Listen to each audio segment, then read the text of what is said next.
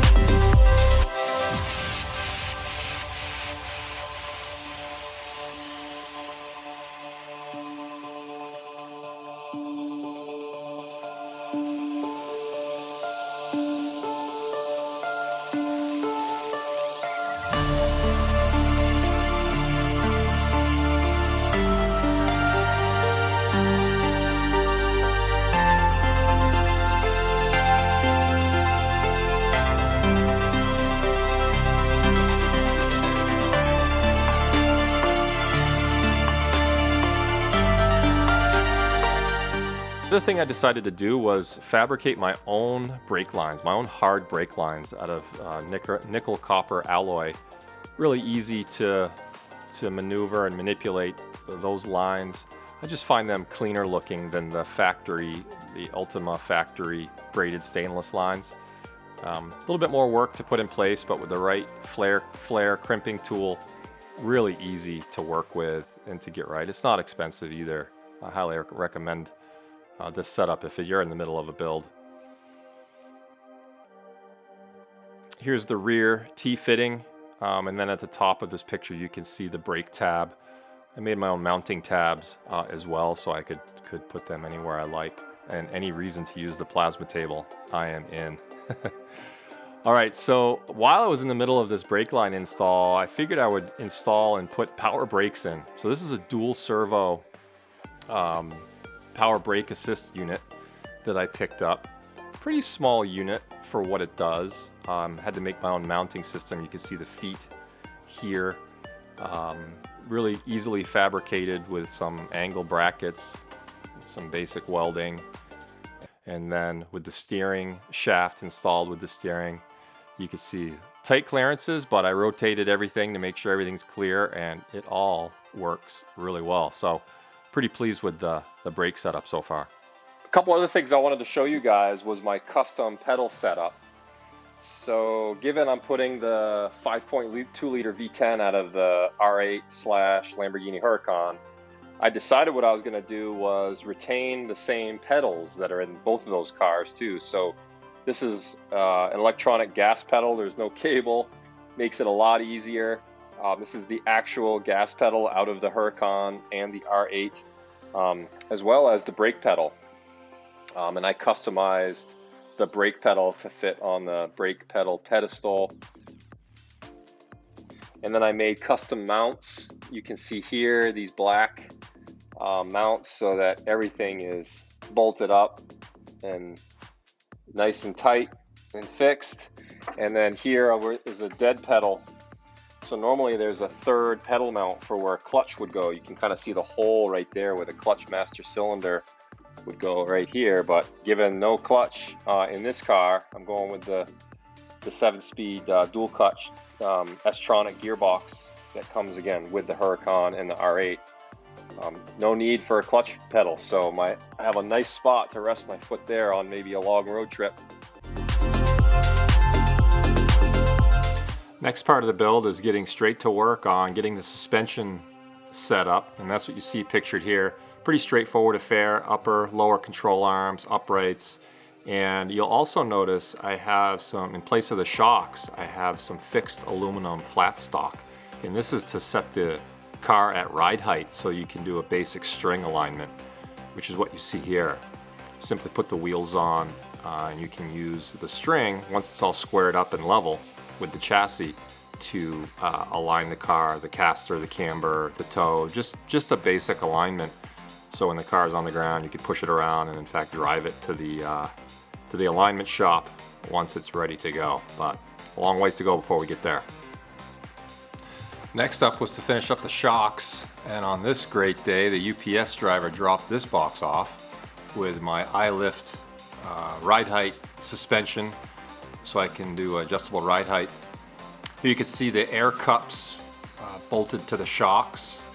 Pretty compact unit and fit in the chassis absolutely perfectly, and you'll see some pictures here in a moment.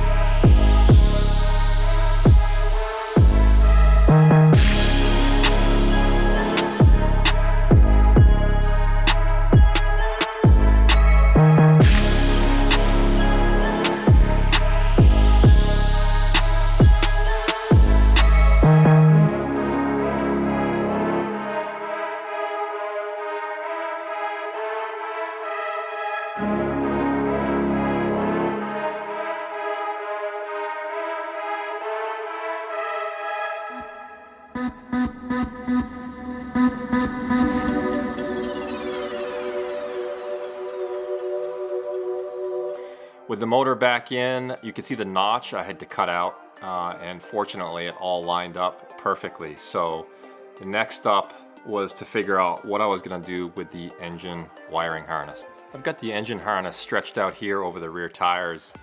On the R8 and Huracan, the ECUs are actually installed in the fender wells over the rear tires, but on the Ultima there's no space. So I've got to figure out where I'm gonna mount the ECUs, and I think I've decided I'm gonna put it on the firewall just forward of the engine, which means I have to extend these harnesses both sides for both ECUs out towards the front of the motor.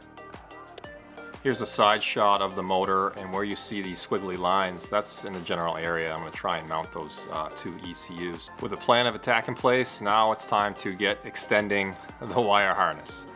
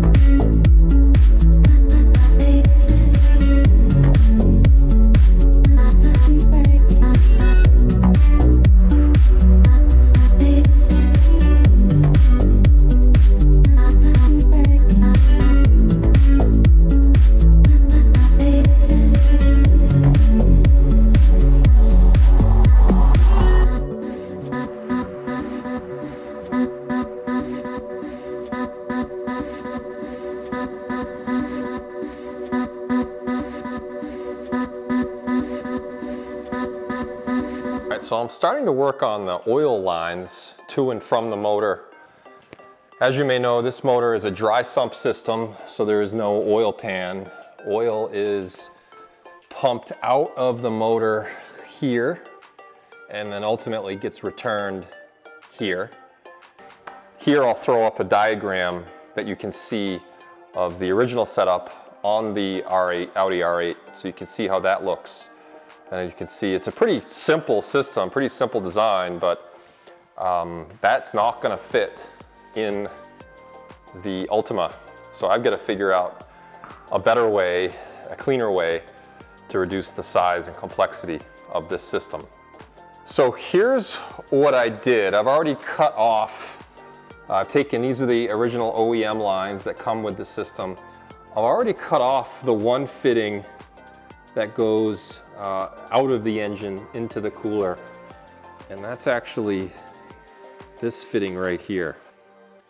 And so as you can see, I've already cut that. I've machined out the inner diameter to receive a -16 AN fitting.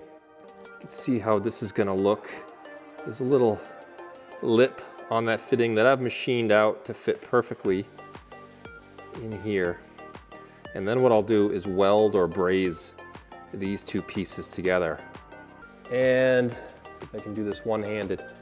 And simply bolt right there.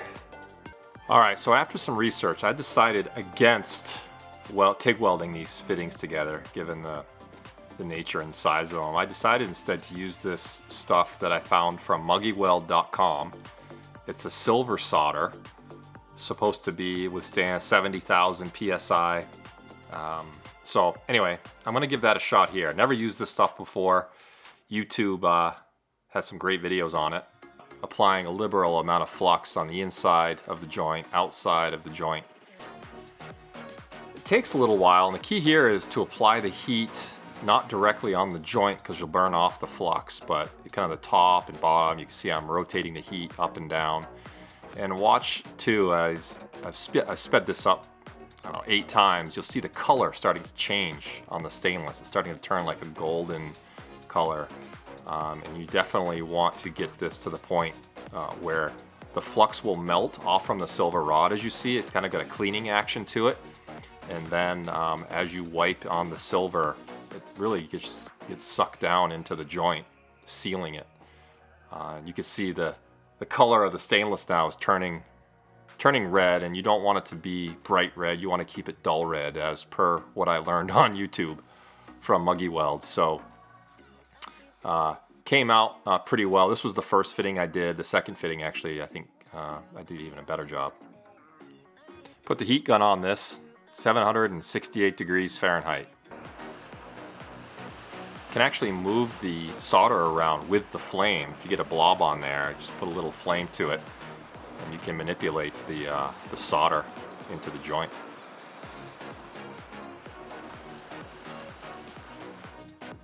All right, all done. Second one done. A quick rinse in the sink, a quick polish with a wire wheel. Turned out pretty good. Here's the pair, ready to be bolted to the car.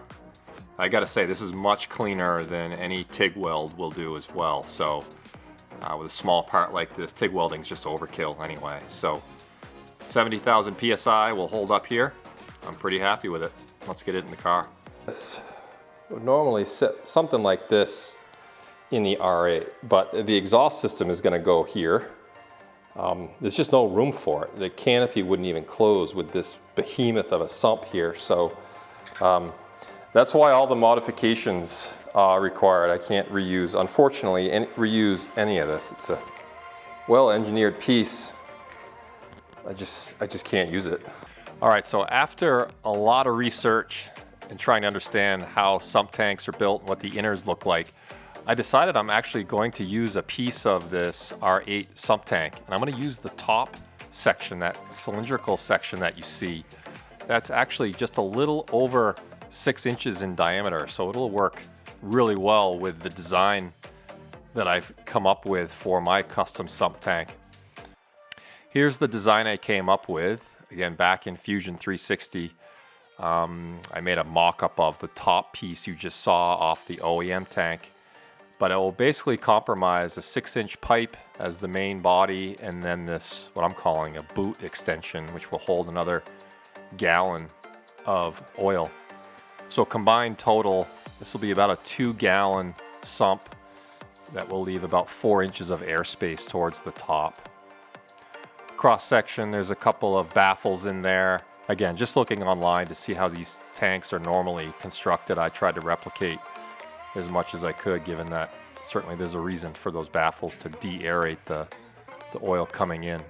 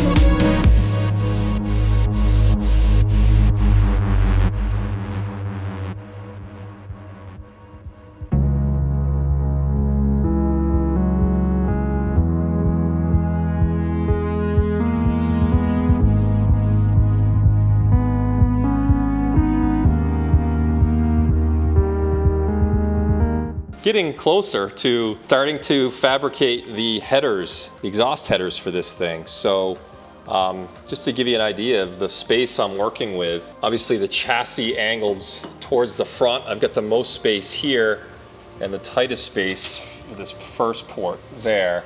And let me show you the exhaust flanges. First thing I did was model them out in Fusion 360 and then 3D printed a set. So this is the header flange that I basically copied off from the factory header setup, just replicated it, printed it out 3/8 inch thick, and it fits great on the chassis.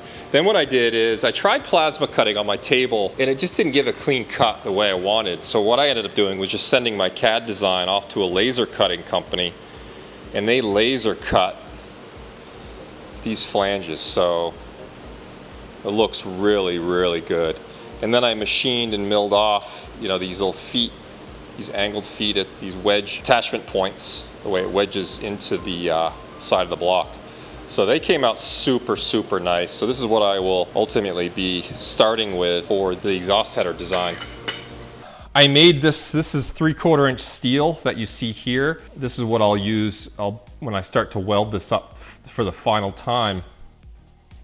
I'll just bolt this flange down all the way, tighten it up so that this will act as, number one, a heat sink to prevent warpage, any warpage of this 3/8 inch stainless steel, but also as a nice heavy piece so that when I build up the header, it won't tip or anything like that. So that was pretty easy. I just drilled some holes and then tapped the holes. I think these are 8mm taps, just bolts and taps that I did there. So that should work out nice. And the way I'm gonna do this is I'm just gonna cut these 1 inch pieces of 1 3/4 inch stainless steel. This is 304L stainless steel. And then I will tack weld one for each cylinder. And then the ICE Engine Works modeling kit will begin right here. And then I'll build off that. You'll see that when I get to that part.